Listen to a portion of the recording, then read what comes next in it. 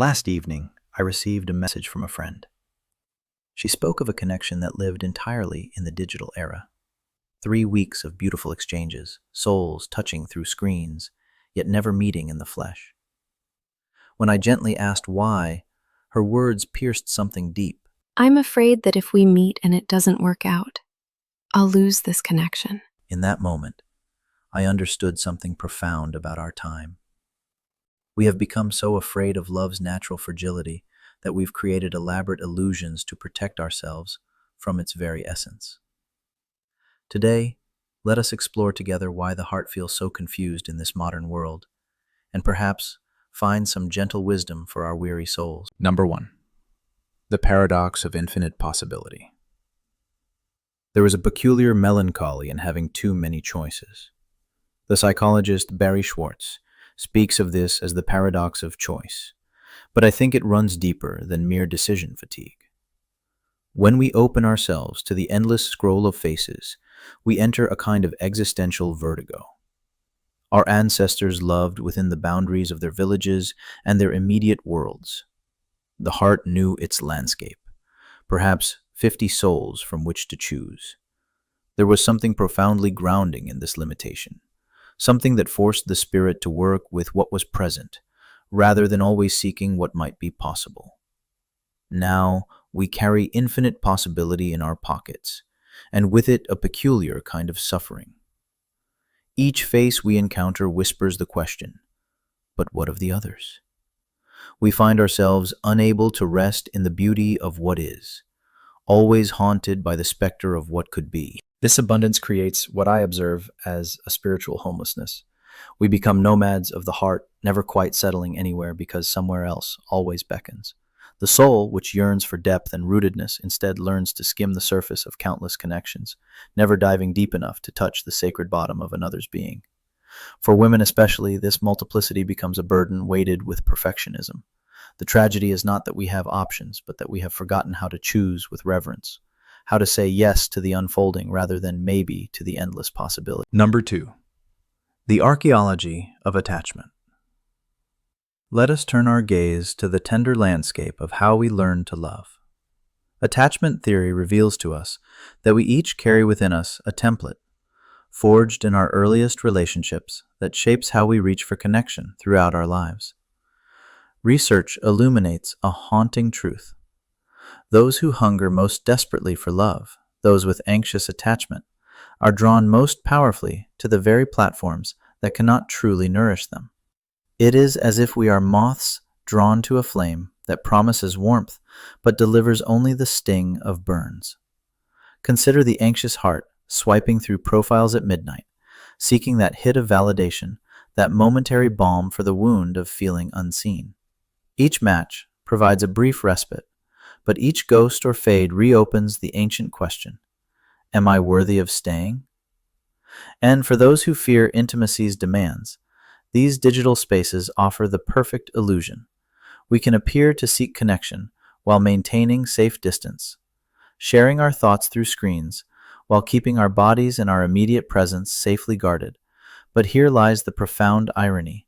The very features that feel like protection are precisely what prevent us from experiencing the secure attachment our souls most crave. We have created a world where the wounded can avoid healing, where the fearful never face their fears, where the disconnected can maintain the illusion of connection without ever risking the vulnerability that true intimacy demands. We are, paradoxically, more alone together than we have ever been. Number 3. The marketplace of souls. Something sacred has been lost when we begin to approach other human beings as commodities to be evaluated, compared, and consumed. The dating application in its very design mirrors the marketplace. We browse through people as we might browse through objects, judging worth by surface presentation, seeking the best possible deal. This commodification wounds both the seeker and the sought. We begin to see ourselves through the harsh lens of market value. Am I attractive enough, successful enough, interesting enough to command attention in this endless bazaar of possibility? But perhaps more tragically, we begin to approach others through this same lens. Instead of asking, what beauty lies hidden in this soul, we wonder, what's my return on investment? Research tells us we judge potential partners within seconds based on carefully curated photographs. Seconds to evaluate a lifetime's worth of complexity, depth, struggle, and growth. This is not love. This is consumption. This is not connection. This is shopping. For women, this commodification carries particular weight. The dating platform simply gamifies what we have long endured, the reduction of our full humanity to a series of marketable features. When we present ourselves as products, we inevitably begin to hide our beautifully human imperfections. We perform rather than simply be. The soul cannot be marketed. Love cannot be optimized. Connection cannot be reduced to features and benefits. Yet this is the language we've been taught to speak when we seek each other out. Number 4, the lost art of gradual revelation. There was once a beautiful rhythm to how hearts learned to trust each other, a sacred pacing that honored both the urgency of attraction and the wisdom of patience. Courtship, in its truest sense, was the art of gradual revelation, of slowly opening the chambers of the heart in time with another's readiness to receive. This pacing served a purpose beyond social convention. It allowed attachment to develop organically, like a tree sending roots deep before reaching toward the sky. There was time to witness each other across seasons, in joy and frustration, in ease and challenge, in the full spectrum of human experience. But we have collapsed this sacred timeline into chaos. We share our deepest wounds via text before we know the sound of each other's laughter. We reveal our bodies before we've learned to recognize each other's souls. We speak of futures before we've mastered being present together. This collapsed intimacy creates a particular confusion for the feminine heart, which often interweaves emotional and physical connection in ways that cannot be rushed without consequence. When we leap to physical intimacy before emotional safety has been established, we may find ourselves bonded to those who cannot hold our full truth. Research reveals that despite all our technological innovation, our fundamental desires remain unchanged. We still long for love, commitment, and partnership. Yet, we try to build these timeless connections using methods designed for instant gratification. We have lost the understanding that the most precious things cannot be rushed. The heart has its own seasons, and wisdom lies in honoring this natural rhythm, rather than forcing it to match the speed of our devices. Number 5. The weight women carry. Let me speak now directly to the particular burden that women bear in this broken landscape of modern love. Research reveals that women seek validation through these platforms at rates that should concern us all. We measure our worth by the frequency of right swipes, the speed of responses, and the consistency of attention from strangers. But validation from the marketplace can never truly nourish the soul.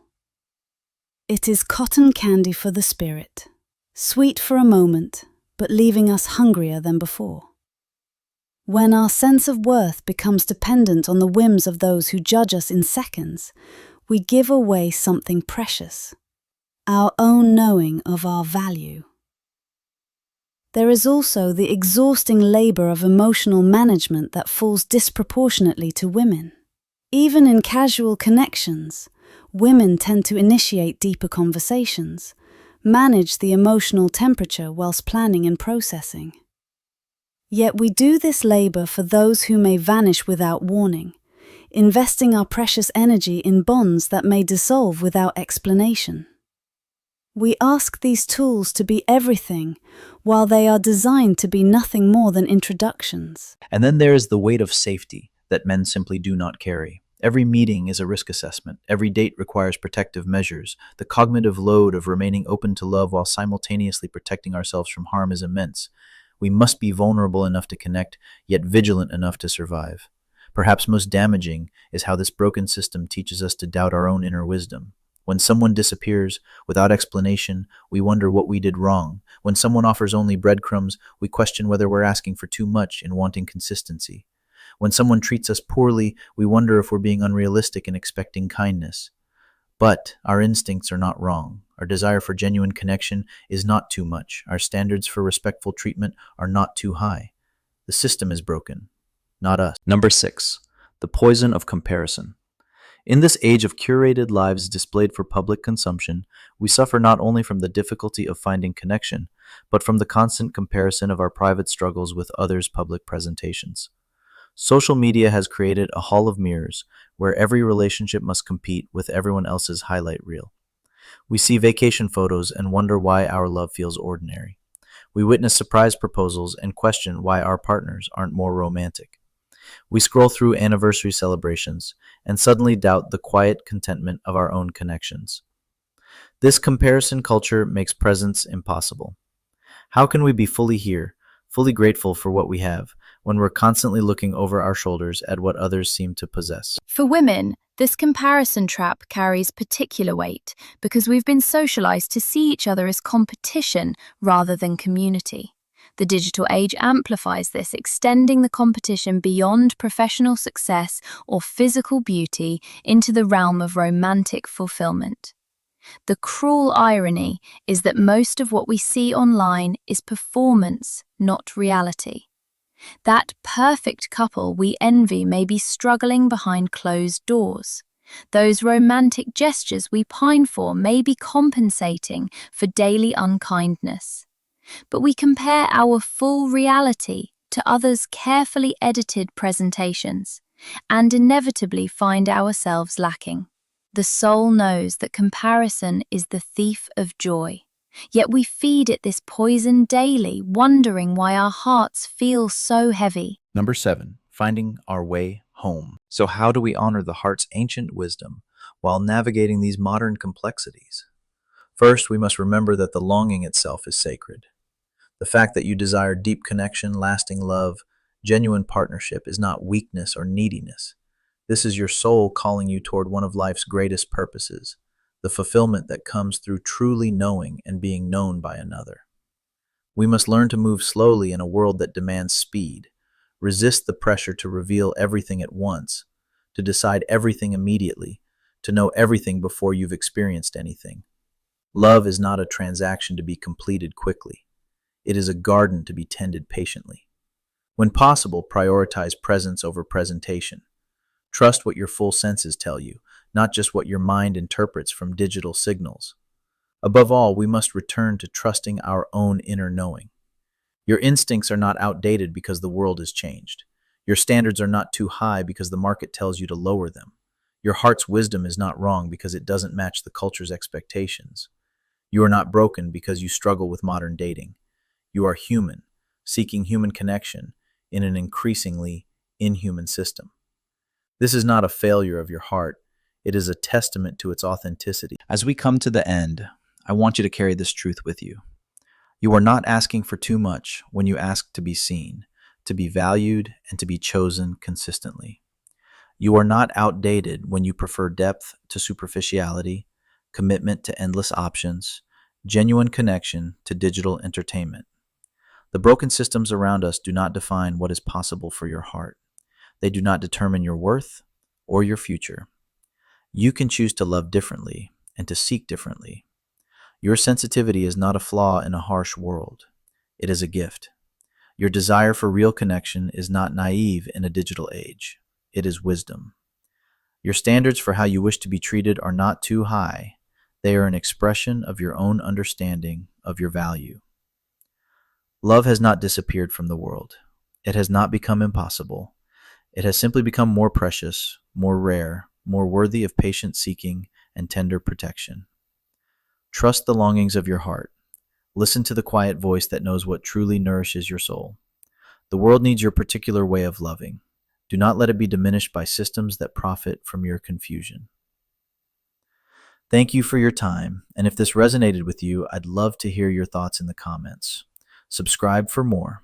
Until we meet again, may you remember, you are worthy of the love you seek.